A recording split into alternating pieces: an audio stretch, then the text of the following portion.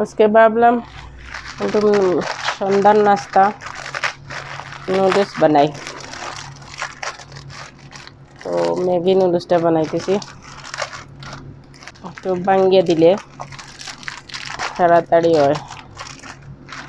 নুডলসটা সিদ্ধ হোক, আর ওখানে তেল দিয়ে বাকিগুলা দিয়ে দিই। মরিচটা একটু বড় বড় করে কাটছি, কারণ বাচ্চাইতে খাইবা তো তো জাল লাগি যাব। মরিচটা আলোক করিয়ে তারা রেডি মনে।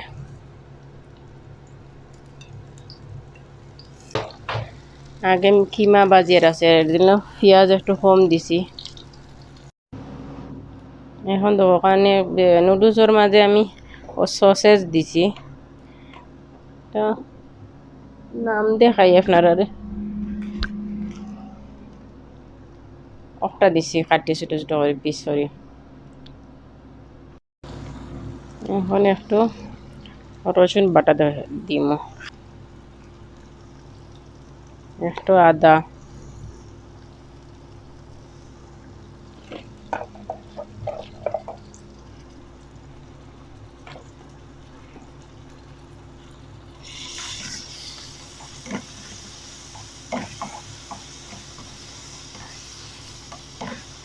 ভালোভাবে ওটারে কষিয়ে নিব। তারপরে পাউডার মশলা একটু একটু দিব। হয়ে গেছে, আদা রসুন কষা নিছি। এখন দিব পাউডার মশলাগুলা। একটু জিরা আধা চামচ, তারপরে মিক্স মশলা অল্প অল্প 1 চামচ দিছি। অল্প পরিমাণ গরম মশলার পাউডার,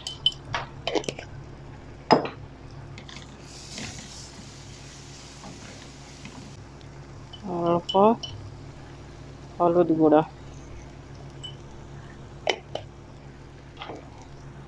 এখন দিব টমেটো, কাঁচামরিচ, ক্যাপসিকাম, সাথেও পাউডার।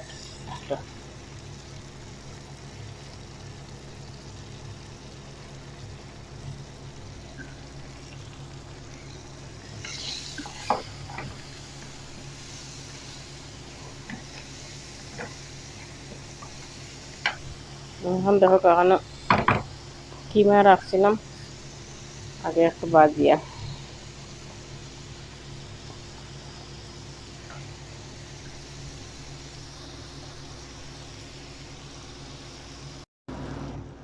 এখন দিব মাশরুমটা ফুলিফুরাটা দিয়ে দিব। মাশরুম দিলে অনেক স্বাদ, মাশরুমটা খাইতে অনেক সুস্বাদু। আপনারা একবার ট্রাই করবেন, এইভাবে বানাইতে অনেক স্বাদ। দেখুন ভালোভাবে মজে গেছে। এই যে দেখুন খাটা।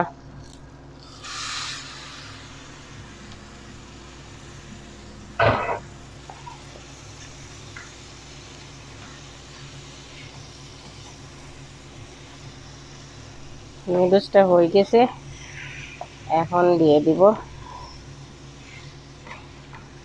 দেখছেন অনেক কালার হয়েছে, খেতেও অনেক স্বাদ হবে।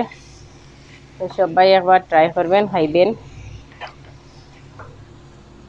এখন দিয়ে দিছি নুডলসটা। এখন দেখো হয়ে গেছে। এখন আমি কুকিং ক্রিমটা দিম। কুকিং ক্রিমটা দিলে খেতে অনেক স্বাদ হয়। বাস এইটুকু। এখন শুধু ধনিয়া পাতা দিয়ে নামিয়ে ফেলবো, আর কোনো কাজ নাই, হয়ে গেছে। কুকিং ক্রিম দিয়ে একবার নাড়াচাড়া করিয়ে নামাইতে হয়, কারণ রাখা যায় না। এখন দেখেন আমি ধনিয়া পাতাটা দিয়ে দিছি। বস এখন শুধু পরিবেশনের পালা। এখন নামাই ফেলবো। আমার বাচ্চারা খাবে। আপনারা এইভাবে রান্না করবেন, খাবেন। আর আমার চ্যানেলে নতুন হয়ে তাহলে নতুন চ্যানেলটা সাবস্ক্রাইব করবেন, আর কমেন্টের মাধ্যমে জানার চেষ্টা করবেন কোনো কিছু জানার থাকলে। ওকে, থ্যাংক ইউ, বাই বাই।